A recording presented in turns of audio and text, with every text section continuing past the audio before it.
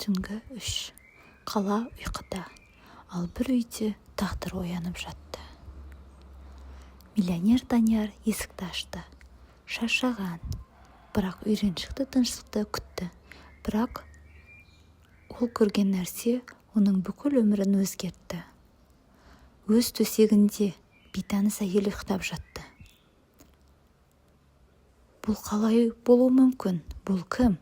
Және неге? Ол оны бірден қуып жібермеді. Сәлем достар. Сіз дәл қазір жай ғана бір оқиға емес, адам тағдырын көргелі отырсыз. Сіз қай өңірден көріп отырсыз? Пікірге жазыңыз. Мен сіздерді оқып отырамын. Ал енді өзіңізді осы жағдайға қойып көріңіз. Түн, үйіңіз және төсегіңізде бейтаныс адам. Сіз не істер едіңіз? Айқайлайсыз ба? Полиция шақырасыз ба? Әлде бір сәтке тоқтап, оның көзіндегі шындықты көруге тырысасыз ба? Бүгінгі оқиға байлық туралы емес. Бұл адамның ішінде не бар екені туралы. Кейде ең әлсіз көрінген адам ең мықты болып шығады. Ал ең бай адам өз өміріндегі ең маңызды нәрсені тым кеш түсінеді. Соңына дейін көріңіз, себебі бұл түн екі адамның ғана емес, бірнеше тағдырдың бағытын өзгертті. Және бәрі сол бір сәттен басталды. Ал ендеше хикаямызды бастайық. Каналға жазылып, лайк басып, бізді көріп отыруды ұмытпаңыздар. Ең айбынды миллионер өз төсегінен еден жуушы әйелді тауып алды. Оның бір ғана бұйрығы айналасындағылардың бәрін үнсіз қалдырды. Оқиғаны жалғастырмас бұрын, пікірге қай қаладан екеніңізді жаза кетіңізші. Бұл хикаялардың қаншалықты алысқа жететінін білу мен үшін өте қызық. Түнгі сағат 3. Пентхаус есігі ашылып, ішке Данияр кірді. Сәтсіз өткен кездесу мен ұшақтың кешігуі оның еңсесін басып, жүйкесін жұқартқан еді.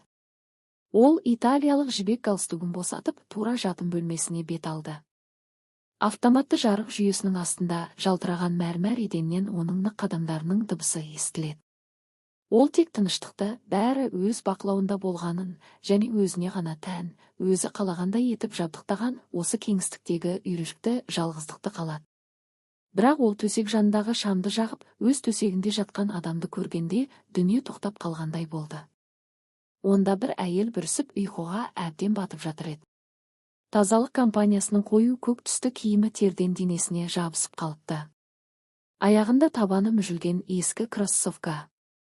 Ол аузы сәл ашылып терең тыныс алып жатыр.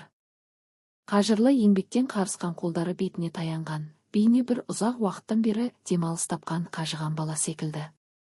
Даниярдың бойындағы ашу-ыза лаулаған жанартаудай көтеріле бастады. Оның жатын бөлмесіне ешкім кірмейтін, оның төсегіне ешкім қол тигізбейтін, оның жеке кеңістігін өзге әлемнен бөліп тұрған көрінбейтін шекарадан ешкім аттамайтын. Ал мына әйел шекараны аттап қана қоймай, бейне бір құқығы бардай тайраңдап жатып алыпты. Данияр жақ сүйегі қарысып, жұдырығы түйілген күйі төсекке 2 адым жасады. Ол әйелді оятып, айғайлап күзетті шақырып, бұл әйелдің оның иелігіндегі нысандарға енді қайтып аяқ баспастай етуді ойлады.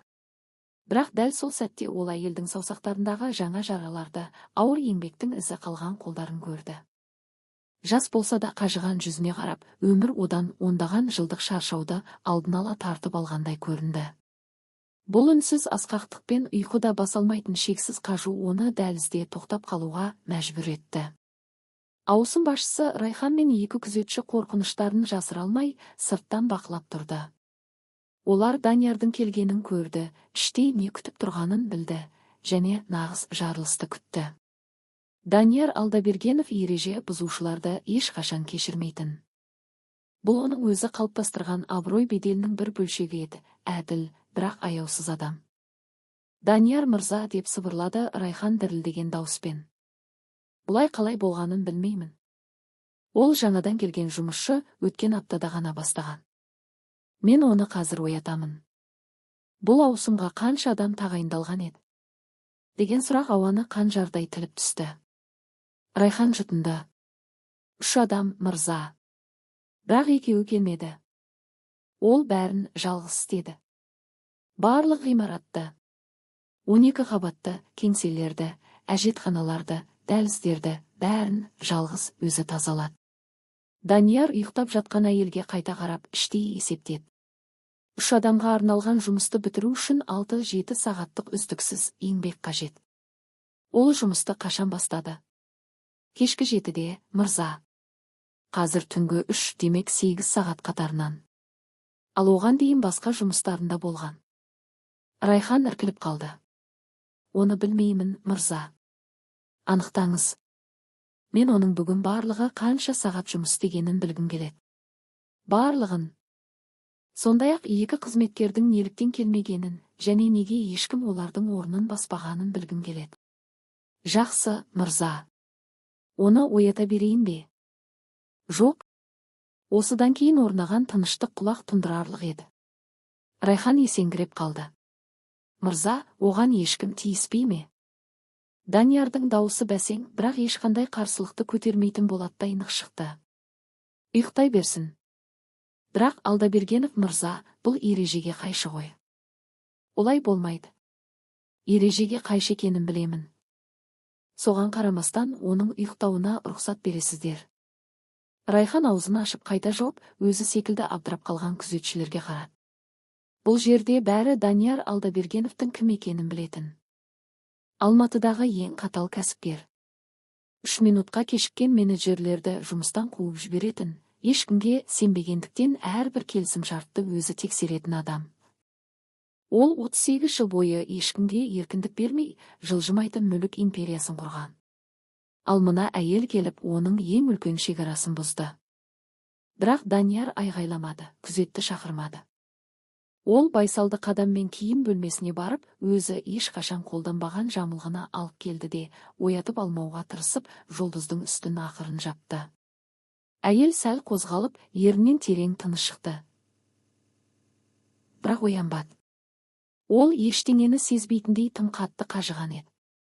Бара беріңіздер, деді Данияр жатын бөлмеден шығып, есікті ақырын жауып жатып. Райхан оның артынан қонақ бөлмеге еріп барып, мән-жайды түсінуге тырысты. Сіз оны жұмыстан шығармайсыз ба? Мен мұны ол оянғанда шешемін. Ал әзірге әйел демалсын. Бірақ мырза, егер басқа қызметкерлер біліп қойса, егер біреу пікір айтса, осы жерден көрген білгені туралы бір ауыз сөз айтқан адам сол сәтте-ақ жұмыстан кетеді. Түсінікті ме? Түсінікті, мырза. Бара берсем бола ма? Жалғыз қалған Данияр қонақ бөлменің үлкен терезесіне жақындады. Төменде түнгі қала жатыр. Шамдары көкжиектілейін жыпылықтайды. Ешқашан ұйықтамайтын, ешқашан тоқтамайтын, күн сайын адамдарды жұтып, кешкісін оларды қажыған, ешкімге байқалмайтын, ұмытылған күйде қайта құсатын үлкен қала. Ол сол жерде 3 сағат бойы тұрды. Қонақ бөлмеге барып жатпады, компьютерін қоспады, поштасын тексермеді. Тек бақылап ойға батты. Ойланып тұрып, оның санасында бір сұрақ мазасыз, жаңғырықтай қайталана берді. Ең соңғы рет қашан менің қасымда біреу өзін ұйықтап кететіндей қауіпсіз сезініп еді. Бұл сұрақтың жауабы оны күткеннен де қатты мазалады. Тіпті тік тұрып ұйықтап кетуге болатын еді. Алайда аялдамадан өтіп кетпеу үшін әрдайым сақ болу керек. Ол қыздарын ойлады. Дәптеріне тап-тұйнақтай етіп жазатын, қолына түскеннің бәрін бас қоймай оқитын Айсұлуын, түрлі түсті қарындаштармен кез келген адамды құтқарып жүретін, қолынан бинті мен стетоскопы түспейтін болашақ дәрігер аяласын ойлады. Олар оның өмір сүруінің басты себебі еді. Әрдайым солай болған.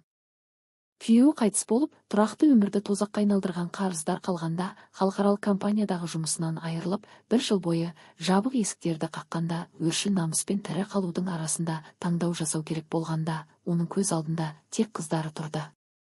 Мектептен шығып кетемін бе? Деп сұраған Айсұлу мен аштықтан жылаған аяла. Ол сәттер жұлдыздың бойындағы соңғы менмендіктің күлін көкке ұшырған еді. Алғашқы кеңседе ол миллиондаған келісім шарттар талқыланатын келіссөз бөлмелерін тазалады. Қымбат ноутбуктер қалған қызыл ағаш үстелдерді сүртті. Қыздарын бірнеше күн асырауға жететін, тасталған тамақтарға толы қоқыс жәшіктерін босатты. Ол кезде де бұрын іскерлік костюм киіп, директорларға есеп беріп жүрген кезіндегідей ұқыптылықпен жұмыс істеді. Өйткені адамның қадір-қасиеті лауазымда емес, өз жұмысын қалай атқаратынында екенін түсінетін. Таңғы сағат 10:00-де алғашқы ауысымы аяқталды. Ол келесі автобусқа мініп Шымбұлақ маңындағы элиталық тұрғын үй кешеніне бет алды. Ондағы 4 бөлмелі пәтерлердің көлемі оның бүкіл үйінен де үлкен еді. Ол төбесі биік вестибюльдерді жинады, шетелдік мәрмәр едендерді жуды, айналарды жарқырата сүртті. Бірақ сол айналардан өз бейнесін ешқашан көрмейтін, өйткені ол бұл әлем үшін көзге көрінбейтін жан еді. Күндізгі сағат 14:15-те ол тағы да аялдамада тұрды. Бел сыздап, химиялық заттардан қолы қасаң тартып, әбден қалжыраған. Бірақ әлі соңғы ауысым Данияр мырзаның ғимаратындағы түнгі жұмысы қалды. Соңғы бірнеше аптада алғаш рет Жұлдыз бұл жұмыс туралы ойлағанда бойын белгісіз бір қобалжу билегенін сезді. Бұл жұмыстан қуылудан емес, біреудің көзіне түсіп қалудан қорыққандағы мазасыздық еді. Келесі апталар ерекше ырғаққа түсті. Жұлдыз дүйсенбі, сәрсенбі және жұма күндері пентхауста түнгі ауысымда жұмыс істейтін. Әдетте бұл уақытта кеңсесінде түнейтін Данияр үйіне ерте келетін болды. Күнде емес, анда-санда. Ол мұны өзіне кездейсоқтық деп сендіретін. Жұлдызбен ешқашан тікелей сөйлеспейтін, тек кабинетінің сәл ашық есігінен оның қалай жұмыс істейтінін сырттай бақылайтын. Жұлдыз асып-саспай, әр қимылын дәлдікпен тиімді атқаратын. Көп ұзамай Данияр ғимараттағы басқа қызметкерлердің Жұлдызға қалай қарайтынын байқай бастады. Түнгі күзетші оның қасынан өткенде: «О, сұлуым, бүгін кереметсің. Нөміріңді қашан бересің?» деп арзан әзілдер айтатын. Жұлдыз ешқашан жауап бермейтін, басын тік ұстаған күйі ол адам жоқ секілді өте беретін. Пәтер иелері одағының төрайымы оған әрдайым ең қиын қабаттарды, ең лас әжетханаларды, ешкім істегісі келмейтін тапсырмаларды жүктейтін. Жұлдыз шағымданбайтын, тек істей беретін. Ал есепші оның жұмыс уақытын тіркеу парағына қол қоюды ұмытып кетіп, оны жалақы алу үшін күндер бойы соңынан жүгіруге мәжбүрлейтін. Сонда да Жұлдыз сабырын жоғалтпай, Данияр сол алғашқы таңда көрген табиғи тыныштықпен өз дегенінде тұрып алатын. Бірде кешкісін Данияр оны асханадан көрді. Жұлдыз мәрмәр еденде тізерлеп отырып, өзі ешқашан қолданбайтын, тіпті ішінде ашпаған пештің ішін ысқылап жатыр екен. Оның қолдары химиядан қызарып кетіпті. Ауырсынуы мүмкін еді, бірақ ол тоқтамады. Данияр су ішпек болған кейіппен қолына папка ұстап ішке кірді.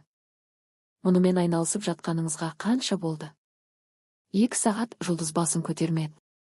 «Мен ешқашан қолданбайтын пешке 2 сағат уақыт ба?» Нұсқаулықта барлық тұрмыстық техниканы ай сайын мұқият тазалау керек деп жазылған. Оны қолданасыз ба, жоқ па, онда айтылмаған. Данияр папкасын шетке қойды. «Егер мен қажет емес десем, бәрібір істер ме едіңіз?» «Иә». «Неге?» «Өйткені мен істемесем, кейін біреу тексеріп кір тапса, мен жұмысымнан айырыламын. Ал менің ондай тәуекелге баруға хақым жоқ». Данияр оның жарылған қолдары мен тынымсыз қимылдарына қарап тұрды. «Сіз ешқашан тоқтамайсыз ба? Артыңда саған сеніп отырған адамдар болса, тоқтау таңдау емес». Данияр үстелге сүйенді.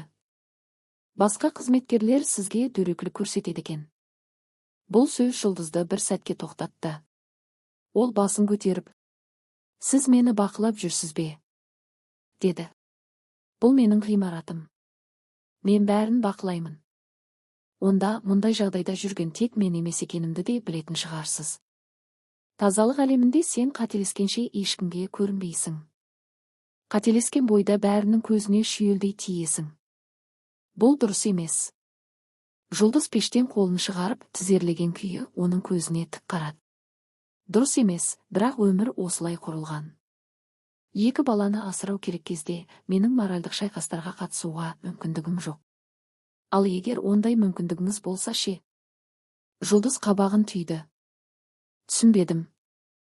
«Егер сізде қаржылық қауіпсіздік болса, дөрекі сөздер мен ауыр тапсырмаларға немесе жалақының кешігуіне төзбесеңіз, не істер едіңіз?» Ол мұның астарында бір айла бар ма дегендей үнсіз қалды. Неге сұрап тұрсыз? Қызығушылық. Байлардың қызығушылығы кедейлер үшін қауіпті. Мен қауіп төндіруді ойлаған жоқпын. Онда ештеңені өзгертпейтін сұрақтарды қоюды тоқтатыңыз. Данияр аздап ашуланғанын сезді.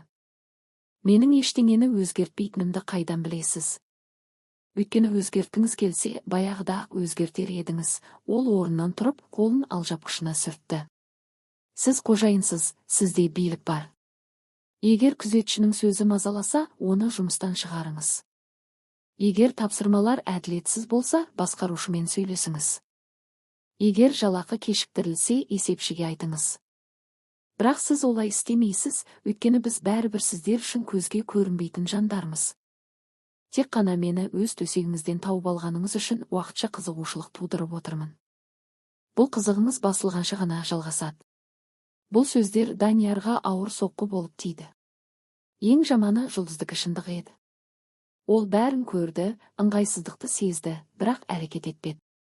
Өйткені әрекет ету жүйенің қателігін мойындау, ал оны мойындау жауапкершілікті өз мойнына алу деген сөз.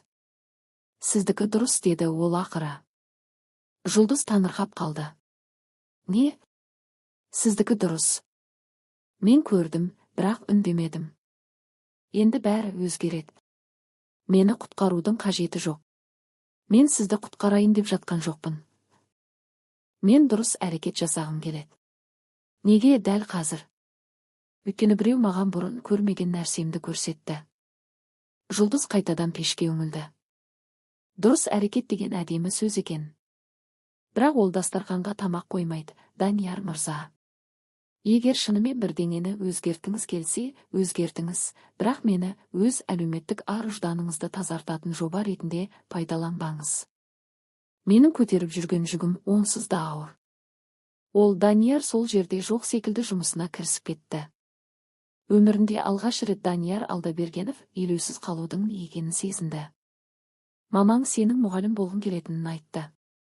Иә, мен де сенің жасыңда тілді жақсы білетінмін. Білгенмін. Айсұлу оның білгенмін деп өткен шақта айтқанын бірден аңғарды. Ақылды қыз. Қазір де білемін деп жалғады Данияр. Бірақ есейгенде бұл басқаша аталады. Мұны келісім шарттарды оқу және электронды хаттар жазу дейді. Ал бұл мектептегідей қызық емес. Айсұлудың ерніне сәл ғана жымиыс үйірілді.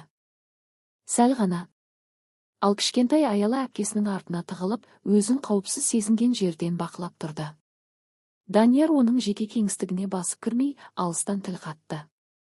Сәлем, Аяла. Сенің кроссовкаң маған қатты ұнады.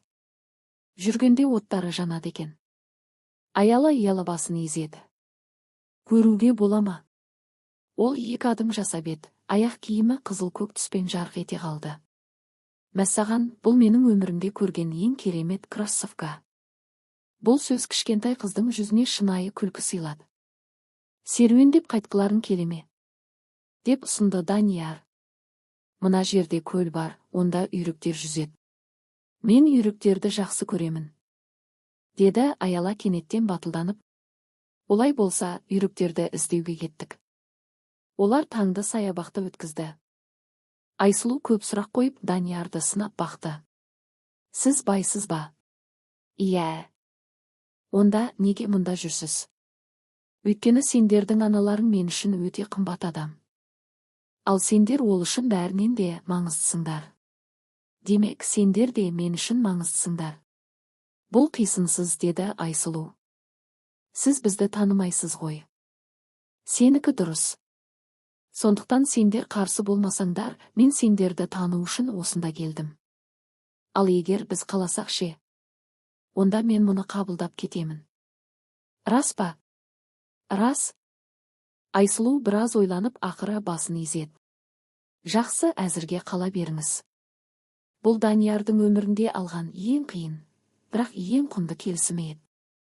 Ол миллиондаған долларлық келісім шарттардан да маңызды болатын. Күнен кие бергенде үйректерге жем беріп, балмұздақ жеп, ойын алаңында ойнап болған соң қоштасатын сәт келді. Кенет Аяла Даниярды құшақтай алды. Егер мамам рұқсат берсе, тағы келесіз бе? Иә, анаң рұқсат берсе. Жұлдыз Даниярға көзінен мейірім төгіле қарап. Оған келуге болады деді. Айсұлу құшақтамаса да, қоштасарда Даниярдың қолын алды. Бұл кішкентай, бірақ маңызды сенім белгісі еді. Данияр үйіне өзін түсте жүргендей сезініп қайтты. Бұл күн керемет өтті. Жеңіл болғандықтан емес, шынайы болғандықтан. Арада 1 жыл өтті. Жұлдыз бен қыздары өз үйіміз деп атайтын пәтерде Данияр аялаға табиғаттану сабағынан көмектесіп отырды. Айсұлу диванда кітап оқып, Жұлдыз асханада кешкі ас дайындап жатты. Бұл әншейін бір жай ғана сейсенбі еді. Бірақ Данияр нағыз бақыттың осында екенін түсінді. Нағыз ғажайып қарапайым тіршілікте, күнделікті күйбеңде және отбасының жылуында еді. Асханадан Жұлдыздың анасынан үйренген ерекше дәмдеуіштері қосылған палаудың иісі бұрқырайды. Аяла күн жүйесі туралы айтып дәптеріне салған суреттерін көрсетіп жатыр. Марс қызыл түсті, өйткені онда темір көп деді ол бейне бір ғаламның құпиясын ашқан ғалымдай. Ал Юпитер ең үлкені. Айсұлу қалың кітаптың парақтарын аударып, кейде оқығанына сылқ-сылқ күліп қояды. Даниярдың жүрегі ел жүреді. Бұл қыздар оны өз өмірлеріне сақтықпен, бірақ адал ниетпен қабылдады. Оны ешқашан көрмеген әкелерінің орнын басушы емес, олардың қасында болуды таңдаған жаңа жақын адамы ретінде көрді. Олар бірге кешкі ас ішіп отырғанда, Айсұлу математикадан алған жоғары бағасы туралы, аяла мектептегі қабырғаға ілінген суреті туралы айтты. Жұлдыз болса, ешкімнің қолынан келмейді деп ойлаған күрделі келісімшартты қалай бекіткенін әңгімеледі. Данияр нағыз бақыт миллиондық мәміле жасау немесе зәулім ғимарат салу емес, осы қарапайым дастархан басындағы әңгімелердің бір бөлшегі болу екенін ұқты. Қыздар ұйқыға кеткен соң, Данияр мен Жұлдыз балконға шығып көкжиекке дейін созылып жатқан қала шамдарына қарап тұрды. Түнгі ауада жаңбырдың иісі сезіледі. Білесің бе, не қызық? Деді Жұлдыз басын оның иығына қойып. Сен менің өмірімдегі ең үлкен қателік жасаған, ең дәрменсіз кезімде мені өз төсегіңнен тауып алдың. Және сол қателік бізді осы бақытқа алып келді. Данияр оны өзіне жақынырақ тартып басынан иіскеді. Бұл қателік емес, бұл тағдыр. Ғалам сені қорғап демалып ал, сені мұнда біреу тауып алады, сенің шынайы болмысыңды көретін біреу келеді деді. Ал мен сені тапқан бақытты жан болдым. Мен сені жақсы көремін, Данияр. Мен де сені жақсы көремін, Жұлдыз. Сол сәтте оларды сынаған, шыңдаған және ақыры тоғыстырған қалаға қарап тұрып, Данияр нағыз байлықтың не екенін түсінді. Ол мәрмәр еденді пентхауста, банктегі есепшотта немесе кірпіштен қаланған империяда емес еді. Нағыз байлық сен сүюді таңдаған адамдарда. Қан арқылы емес, күнделікті іс-әрекетпен, шынайы қамқорлықпен құрылған отбасыда. Ол 38 жылын дүние жинауға жұмсап, жан дүниесі жалғыздықта өмір сүрді. Ақшаға сатып алуға болатынның бәрі болды, бірақ шын мәнінде маңызды ештеңесі жоқ еді. Тек қажыған әйел оның төсегінде ұйықтап қалып, оның сезімдерін оятқанға дейін. Ол қоғам тек қызметші деп көретін жанның қадір-қасиетін тануды, жайлылықтан гөрі мейірімділікті таңдауды үйренді. Ол өз отбасын ешкім аяқ баспайтын бос зәулім сарайдан емес, бала күлкісіне толы, мектеп дәптерлері шашылып жатқан, тоңазытқышында күн жүйесінің суреттері ілінген осы қарапайым пәтерден тапты. Ол нағыз күш өзгелерді бақылауда емес, өзіңді ашуда, тәкаппарлықтан гөрі махаббатты биік қоюда екенін түсінді. Ол ақыры өз үйіне оралды. Егер бұл оқиға жүрегіңізге жол тапса, пікірге жаңа бастау деп жазыңыз. Бүгін бұл хикаяның қанша адамның көңілінен шыққанын білгім келеді. Сондай-ақ қай сәт сізді көбірек толқытты? Даниярдың ұйықтап жатқан Жұлдыздың үстін жапқаны ма, оны жиында қорғап қалғаны ма, әлде Айсұлу мен Аяламен танысқан сәті ме? Өз қалаңызды жазуды ұмытпаңыз.